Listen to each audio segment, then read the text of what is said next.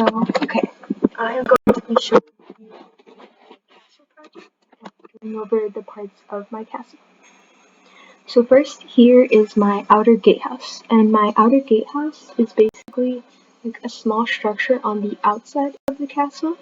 This is attached to a gate that leads to, a drawbridge that leads to the Barbican.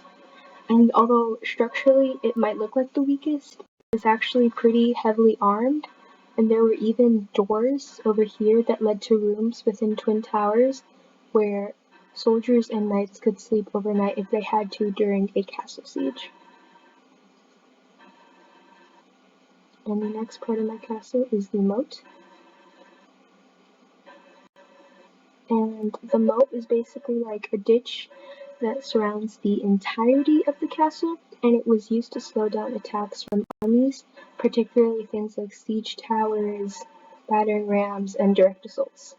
And sometimes, though not always, the water was a sort of murky color because people would put things like poop and other things in the water. And speaking of things that people like to put in water, they enjoyed putting defense animals in the water. So things like alligators, eels, and fishes would prevent people from trying to swim across the moat. And then next we have my drawbridge. And the drawbridge was a bridge that goes over the castle moat, as you can see here. And it is attached through metal hinges onto wooden planks that connect to the Barbican. And this could be lifted up halfway so that no one could get across the moat without the drawbridge, essentially. And next we have my metal pullus. And a pullus is like a wooden gate that's like typically plated with metal, and it can shut down to prevent attackers from getting inside a gatehouse or a barbican. Those are the places where pulluses like these gates were stored or put and built. And although metal was precious, they used metal here. And pulluses also had these little arrow holes, these little holes here, where archers who were defending the castle could shoot through and attack the enemy. Next, we have a view of the Barbican, and the Barbican is like on the outside of the castle. Again, it connects to the outer walls in concentric castles, and it's just a fortification that had about 2 to 4 wall towers, as you can see here. They're all connected so that archers could stand here and shoot at attackers. And next, we have the first view of machicolations. And machicolations were like open floor panels underneath parapets that supported the parapet structure, and soldiers could like hot rocks down the open ceiling holes.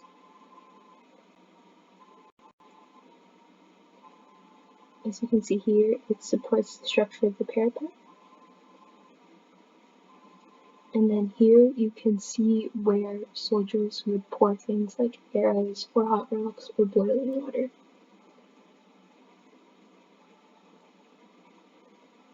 Next, we go to my inner gatehouse. And the inner gatehouse is the final line of defense before you enter a castle, and it is also the main entrance to the castle. Here is a second view of my inner gatehouse. And here, as you can see, I put another wooden pullus this time, so you can imagine what a wooden pullus would have looked like. And again, we see the tiny arrow holes. And next, we go to a view of arrow slits on the castle walls.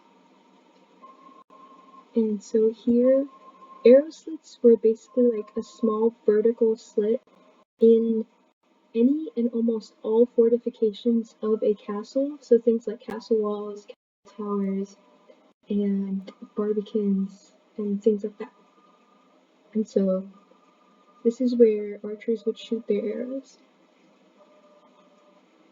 Next, we have a view of the wall walk a couple different wall walks. And so a wall walk was basically just any area between two castle towers, as you can see here, that allowed for easier movement between archers when traveling across the walls during things like sieges when they had to defend the castle. So here we can see how this sort of bridge connects these two wall towers, the inner wall and the outer wall, and we can see them going across there, and more arrow slits on towers. And speaking of outer walls and inner walls, we go to the first view of outer walls.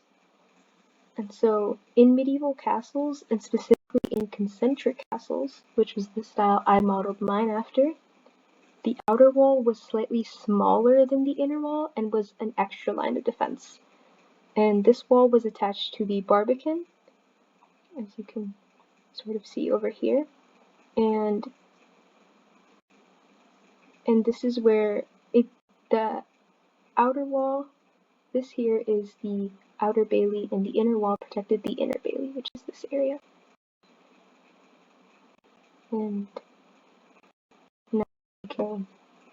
And both the outer and the inner wall were made out of stone. In fact, the whole castle was mostly made out of different types of stone.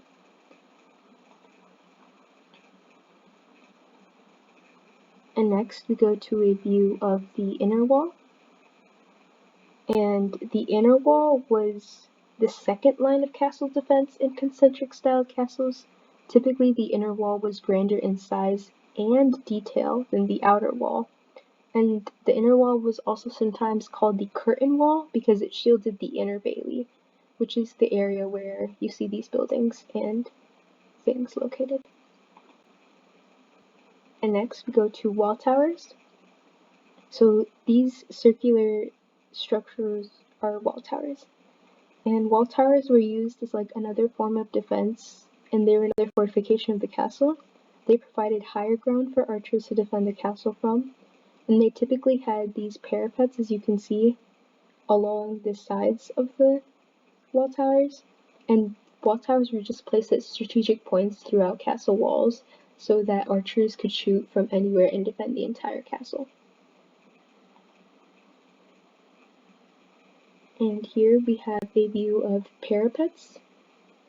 And so parapets were these up and down sort of mini castle walls that provided protection along wall walks. And they also provided protection on wall towers. And these are probably one of the most remembered parts of castles in modern day because of how iconic they are. And next, we go to another part of my castle, which is archers. So here, you can see how the archers are on the wall towers, both of them, and they're both shooting towards the enemy. And next, we go on to arguably the most important building in the castle. And so the keep is the main feature of the castle. This is where things like the king held his court, this is where some rooms are located, and the keep was typically divided into a couple layers, like a ground floor, a dungeon, and then like higher floors where nobility could have lived. The keep is also the tallest structure in the castle, and sometimes even taller than the castle walls themselves. So here we go to a view of arrow loops on the keep. And here is my coat of arms, which is sort of a banner or like a flag displaying the insignia of a castle. And this is the second view of the keep, and you can also see the entrance here and windows along these sides here. And then we go to a view of the servants' quarters over here.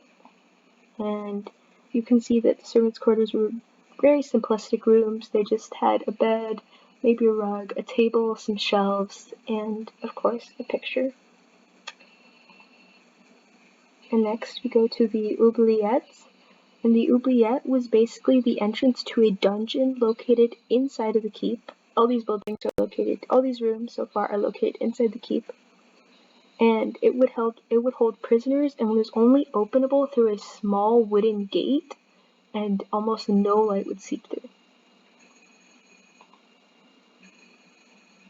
So next we go to the treasure room.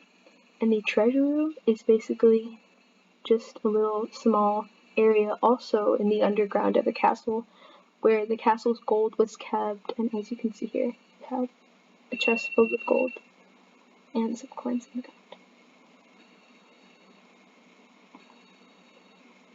Next we go to the Hall of Past Kings, where all the honorable kings of the past are remembered forever through their portraits. And next we go to murder holes. Now, murder holes are small openings or holes in ceilings of the keep. They're very similar to machicolations, but they're not on castle walls. So instead, these are like holes through the ceilings. So this is where defenders of a castle would pour things like boiling water, hot rocks, and arrows down these holes. They were circular and almost always symmetrical, like you see here. And next we go to my church. And the church is like sort of a small place of worship, although it is still the second, almost always the second biggest building within a castle in the Inner Bailey. So here we have stained glass windows on the wall of the church, and you can sort of see the entrance. And this is the sort of overview of my church, as you can see here. And we have some photos of holy people on the walls. And this is another view. Here we have some pews where the people would sit when they're listening to a holy lecture. Here we have a tabernacle, some more portraits of holy people on the walls. And next we have a picture of a holy Bible in the podium.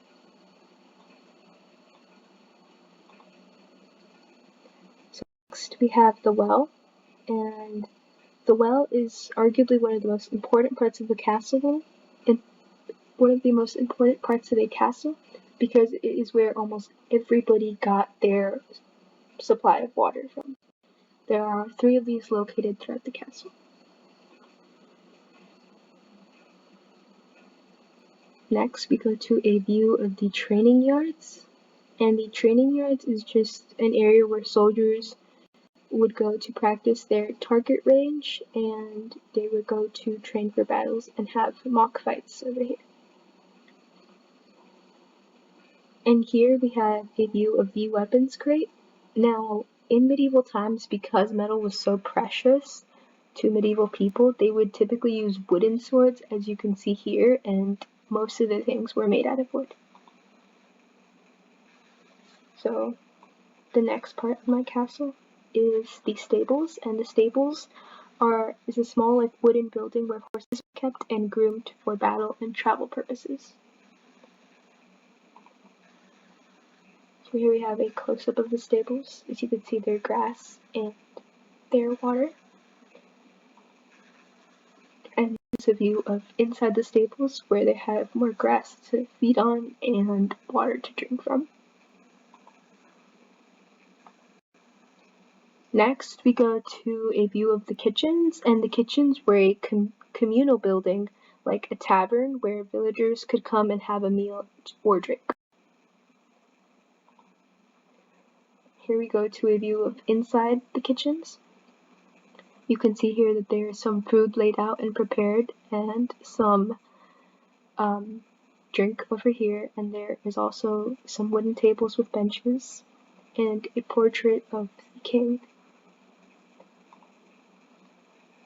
Next, we go to the escape tunnel, and the escape tunnel were tunnels that led away from the castle in case of an attack that couldn't be survived.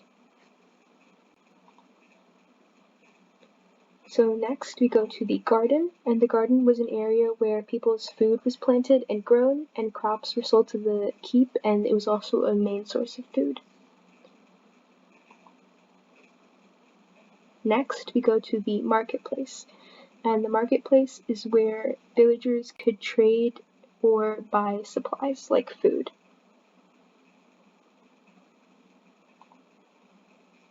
Here we have a market stall. Now specifically things like drink, bowls, food like vegetables, or things like oil were maybe sometimes found in marketplaces. Next we go to the village. And the village is where all the regular villagers and sometimes peasants slept. Here we have a second view of the houses.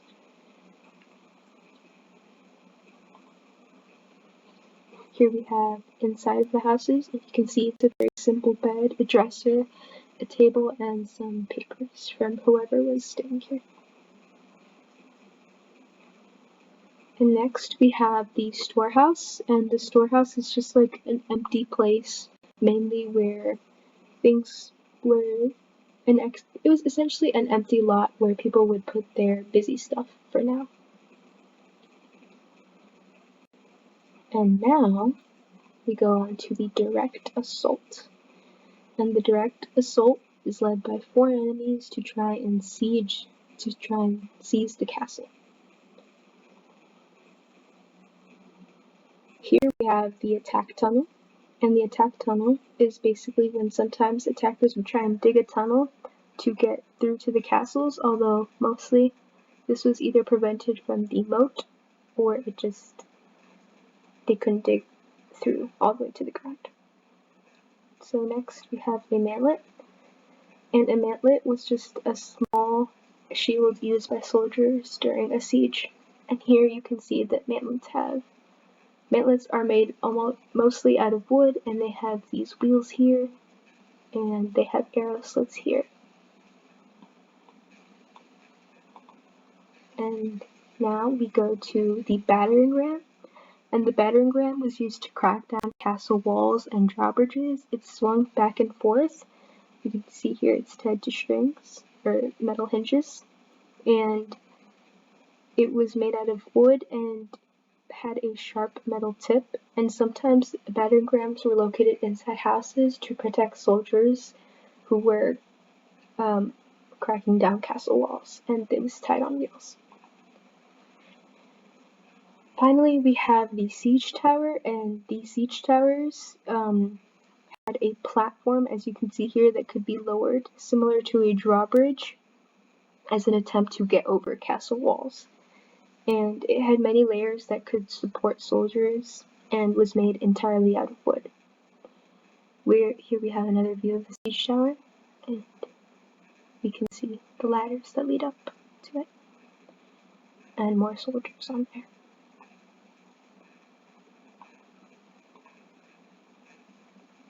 So now finally we just have a quick overview of my entire castle. And well, I hope you guys enjoyed seeing this video.